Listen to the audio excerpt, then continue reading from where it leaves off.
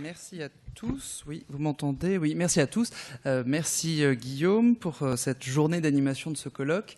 Alors, il me revient la tâche assez compliquée de conclure cette journée et de synthétiser tout ce qui a été dit. Je vous rassure, je vais tâcher d'être plus court que tout ce que nous avons pu entendre aujourd'hui parce qu'il y a eu énormément de choses très intéressantes qui ont été dites, de très nombreuses propositions qui ont été avancées pour réformer notre système judiciaire et c'est heureux puisque c'était notre objectif. Je voudrais rapidement remercier effectivement l'intégralité des intervenants qui ont participé à ce colloque aujourd'hui, victimes, élus, magistrats, avocats, policiers, criminologues. Nous avons réussi à réunir la quasi-totalité des intervenants de la chaîne pénale dans le cadre de la justice des mineurs et nous en sommes très heureux parce que c'est le fondement même de ce que nous essayons de faire à l'Institut pour la justice. Je voudrais adresser un remerciement tout particulier à monsieur et madame Marin, que j'ai eu l'occasion de rencontrer maintenant il y a plusieurs mois. Je le dis avec beaucoup d'émotion parce que ce que vous avez vécu et la force de votre témoignage nous oblige et je vous le dis très sincèrement, grâce à vous, nous gagnons davantage de sens dans ce que nous faisons au quotidien. Et c'est pour nous très important de pouvoir compter sur vous. Alors merci infiniment.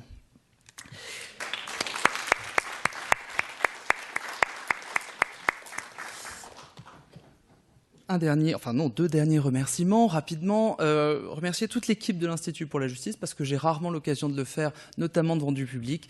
Merci pour tout ce que vous faites au quotidien, pour votre engagement, pour votre dévouement, pour la qualité de votre travail. Merci aussi à notre présidente de nous apporter beaucoup de fraîcheur et de volontarisme. C'est vraiment très agréable de pouvoir travailler au service d'une justice qui soit plus ferme et plus efficace. Enfin, vous remerciez, vous, membres et sympathisants de l'Institut pour la justice, parce que si nous pouvons agir, c'est uniquement grâce à vous. Je pèse mes mots. Si nous sommes écoutés, crédibles et que nous pouvons continuer à agir, c'est d'une part parce que vous êtes nombreux à être derrière nous et d'autre part parce qu'il y a parmi vous des gens qui nous donnent de l'argent et que sans cet argent, nous ne pourrions pas continuer à agir. Donc je voulais absolument vous remercier. Je le dis d'autant plus que c'est la suite de mon propos. Pourquoi nous avons voulu organiser ce colloque? D'abord parce que, vous le savez, vous l'avez entendu, une réforme de la justice des mineurs est en cours, est en préparation à la chancellerie. Nous aurons évidemment l'occasion, en tout cas très certainement, de nous y opposer, à moins que le projet change, mais pour ce que nous avons pu en voir jusqu'à présent, nous y sommes opposés. Parce que, cela a été dit, ce texte va dans le mauvais sens, notamment et en particulier, je le crois, parce qu'il n'a pas compris que l'essentiel dans le cadre de la justice des mineurs, c'est de répondre efficacement et surtout très rapidement aux faits qui sont commis. Et là, le texte qui est en préparation va précisément à l'inverse de ce qu'il faudrait faire. Je vais essayer d'être très rapide, j'avais prévu de dire beaucoup de choses, mais je vais synthétiser. Pourquoi ce texte n'est pas bon? Parce qu'il est idéologique. Et c'est le problème fondamental contre lequel nous nous battons depuis de nombreuses années, c'est l'idéologie dans le domaine de la justice. Il faut en finir, il faut en sortir, parce que plus personne n'accorde d'importance à des propos qui sont caricaturaux ou outranciers, quels qu'ils soient d'ailleurs, mais il faut faire preuve de pragmatisme. Et plutôt, et c'était notre démarche aujourd'hui, plutôt que de simplement nous opposer, nous avons souhaité proposer. Parce que il y avait notamment avant la réforme pénale du gouvernement, il y avait eu une conférence de consensus.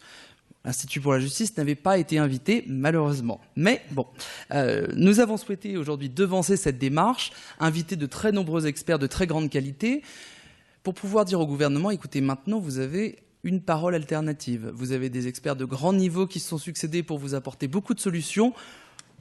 J'ai un espoir raisonnable sur le fait d'avoir été entendu par la chancellerie, mais au moins, ils ne pourront pas dire qu'ils n'ont pas été prévenus. Rapidement, parce que cela a été longuement développé, revenir sur quelques points de constat concernant notre système judiciaire et la justice des mineurs. Il est temps que peut-être notre classe politique, mais pas seulement, ouvre les yeux sur ce qui se passe dans ce pays et sur l'exaspération des Français à l'égard de leur système judiciaire, parce que la justice, c'est l'un des fondements de l'État et l'un des fondements de notre vivre ensemble. Et si les Français ne sont pas satisfaits de leur justice, si cette justice n'a pas les moyens de fonctionner correctement, on met en péril la légitimité même de l'État.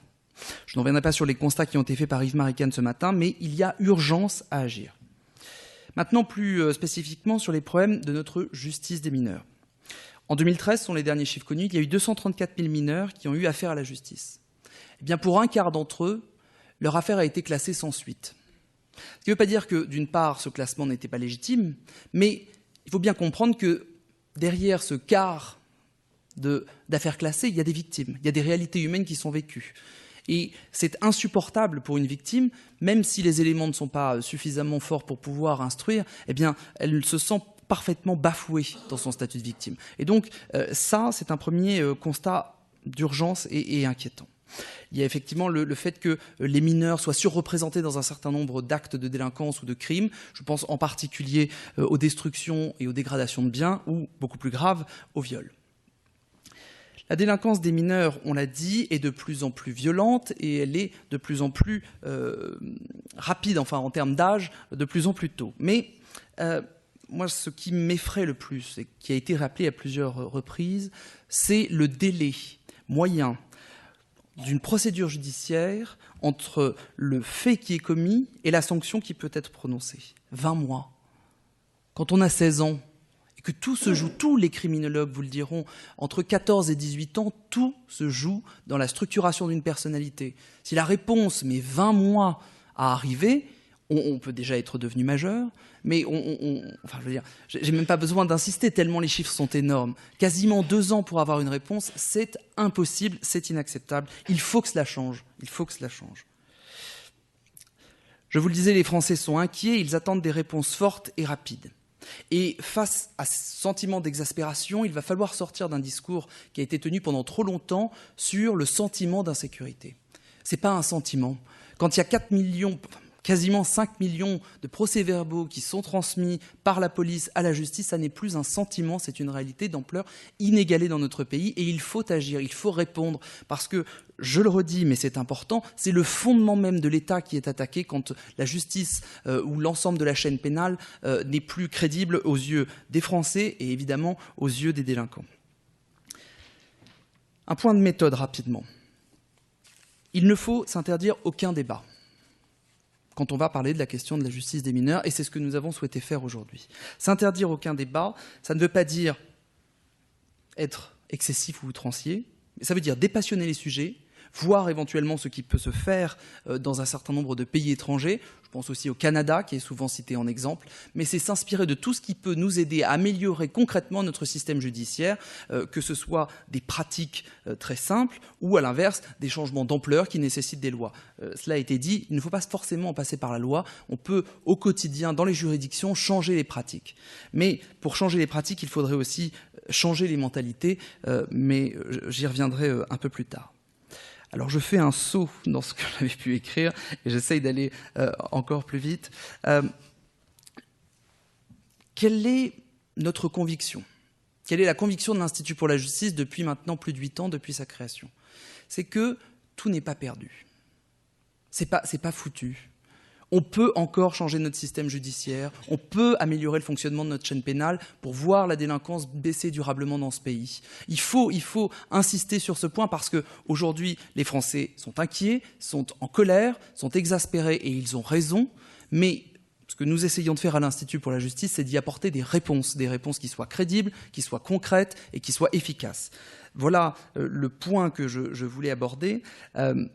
Désolé, j'essaye de lire très rapidement mes notes devant vous, mais quelques propositions nous paraissent aujourd'hui indispensables. Je les détaillerai plus tard, mais pour reprendre ce que disait monsieur le professeur Varinard, oui, il est nécessaire de revenir à la suppression des allocations familiales pour les familles dont les enfants sont déscolarisés. C'est une mesure de prévention. Un enfant qui n'est plus scolarisé, c'est la certitude oui, c'est une certitude de le voir entrer dans un parcours de délinquance parce qu'il n'aura pas la possibilité de s'insérer durablement dans la société. C'est pas simplement pour punir, c'est pour prévenir la délinquance. Je pense que ce dispositif-là peut aussi s'appliquer avec les bailleurs sociaux dans ce qu'on appelle les échanges dans les logements HLM. Il n'est pas normal qu'une famille pose un problème dans ce type de logement et qu'elle pourrisse la vie d'un quartier entier. Il faut ce qui s'appelle le trouble de jouissance, il faut faire sortir les familles qui posent des problèmes pour permettre aux autres personnes qui sont honnêtes et qui travaillent correctement de vivre dans la sécurité, ce qui est un droit évidemment absolu dans notre société. Sur la question des familles, et ça a été dit, il y a deux profils. Vous avez la famille dans laquelle on abandonne les enfants, et ceux-là doivent être sanctionnés. Je vous ai donné deux exemples. Il y a aussi ceux, et c'est aussi une réalité, dans laquelle les parents sont parfois dépassés par le phénomène délictuel ou criminel de leur enfant. Ils ne comprennent pas ce qu'il a pu se passer, ou à l'inverse, ils ne maîtrisent plus leur enfant. Eh bien, ces familles-là, il faut les aider, il faut les renforcer dans leur autorité, parce que sinon, si on n'associe pas les familles, et cela a été dit plusieurs fois, si on n'associe pas les familles, on a la certitude d'avoir un discours qui peut être contradictoire avec celui de l'autorité judiciaire, et ça n'aura aucun effet. Nous avons vu l'importance d'associer les victimes et les citoyens à la compréhension de ce système judiciaire. Et ça, c'est aussi un combat constant, ancien de l'Institut pour la justice, parce qu'aujourd'hui, la défiance des Français à l'égard de leur système judiciaire, je renvoie encore une fois aux chiffres qui ont été cités par Yves-Marie Kahn ce matin, plus des 3/4 des Français ne font pas confiance à la justice des mineurs et considèrent qu'elle fonctionne mal.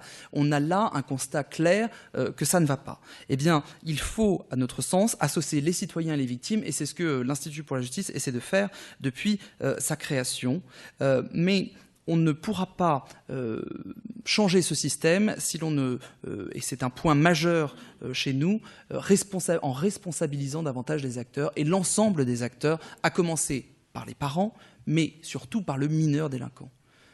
Responsabiliser un mineur délinquant, c'est le considérer comme un adulte en devenir, comme un individu responsable, et c'est quelque part avoir davantage de respect pour lui que de lui expliquer « Mon pauvre petit chéri, c'est pas de ta faute, on va pas te punir, et puis on verra la prochaine fois. » Nous considérons que les individus sont responsables, sont suffisamment intelligents pour comprendre qu'ils ont transgressé la loi et qu'ils doivent être sanctionnés de ce fait. Alors, pour conclure et pour vous dire effectivement que nous considérons qu'il y a de l'espoir, oui, il y a de l'espoir, oui, il y a la possibilité d'améliorer notre système judiciaire et notre justice des mineurs, je voudrais lister, là encore, j'essaye d'être rapide parce que la journée a été longue et que vous voulez certainement rentrer chez vous, mais je voudrais lister quelques propositions. Nous demandons effectivement une augmentation des moyens et des personnels au sein du ministère de la Justice, au sein de la protection judiciaire de la jeunesse. C'est une évidence, c'est une absolue nécessité. Mais j'allais dire, le quantitatif ne suffira pas. Il faut aussi en passer par ce que j'appellerais du qualitatif. Il faut changer l'état d'esprit. Il faut que l'idéologie qui imprègne peut-être même davantage la justice des mineurs que la justice en général, que l'on sorte de cette idéologie et que l'on fasse preuve enfin de pragmatisme. Quelques mesures nous apparaissent indispensables. Le maintien des tribunaux correctionnels pour mineurs récidivistes, qui ont malgré tout fait leurs preuves et qui sont utiles parce qu'ils s'inscrivent dans un éventail très large de dispositifs. Le maintien de la rétention de sûreté. L'évaluation du fonctionnement des centres éducatifs fermés tels qu'ils fonctionnent aujourd'hui. Parce que voilà encore sans doute une bonne idée qui risque d'être gâchée. Les centres éducatifs fermés ont été conçus pour éviter une incarcération en prison pour un mineur, mais ils devaient concerner des profils qui n'étaient pas encore ancrés dans la délinquance. Or, aujourd'hui, on y envoie des délinquants et des criminels qui ont un parcours absolument désastreux, qui sont en plus, j'allais dire, extrêmement mal encadrés parce qu'on a confié à des gens dont ce n'est pas le métier ou qui ne sont pas capables de le faire la gestion de ces centres éducatifs fermés. Il faut réformer ce système pour lui redonner de la cohérence. On l'a vu, les Français, et ils ont raison, sont attachés au renforcement d'une forme d'encadrement militaire à l'égard des mineurs délinquants. Là, je le dis d'autant plus que c'est une proposition qui est œcuménique, on va dire, politiquement. C'est-à-dire qu'à gauche et à droite, aujourd'hui, les gens sont d'accord avec cette idée. Qu'attend-on pour le mettre en œuvre? Qu'attend-on pour développer ce qu'on appelle les EPID, les établissements publics d'insertion par la défense? Ça a été dit plusieurs fois, mais je crois que c'est absolument essentiel, et ça ne concerne pas que les mineurs, mais c'est une phase d'entrée souvent dans la délinquance. Il faut mener une bataille globale et totale contre les trafics de stupéfiants dans notre pays. Parce que c'est aujourd'hui une source d'économie parallèle considérable dans notre pays, parce qu'elle désocialise, parce que quand on consomme des stupéfiants, on passe davantage à l'acte, on arrache le sac d'une dame, on est soumis parfois même à des phénomènes psychiatriques inquiétants. Donc, ce n'est pas simplement une lubie de gens qui seraient opposés à la gentille consommation de cannabis. Non, il s'agit d'une guerre contre des gens qui mènent des trafics et qui alimentent une économie parallèle considérable dans notre pays. Et tant qu'on n'aura pas mené cette guerre, on ne pourra pas faire diminuer durablement la délinquance des mineurs. On l'a dit, il y a des symboles, et les symboles, ça compte. Effectivement, parler de justice des enfants, d'un juge des enfants pour un individu qui a 17 ans, ça n'a pas de sens. C'est un mineur. Alors, c'est un adolescent, mais c'est un mineur avant tout, et ça n'est plus un enfant. Nous considérons qu'il faut revoir la terminologie qui est utilisée dans la justice des mineurs, et donc cela passerait aussi par, mais cela a été dit, la création d'un code pénal des mineurs adapté à la délinquance de 2015, parce qu'aujourd'hui, l'ordonnance de 1945 n'est plus adaptée. Ça a été dit multiples fois, mais un mineur de 1945 n'est pas un mineur de 2015, et donc ce texte qui a été plus de 40 fois remanié doit aujourd'hui disparaître et laisser la place à un texte crédible et qui serait de nature à dissuader les mineurs du passage à l'acte. D'autres mesures, pardon, mais j'essaye de synthétiser.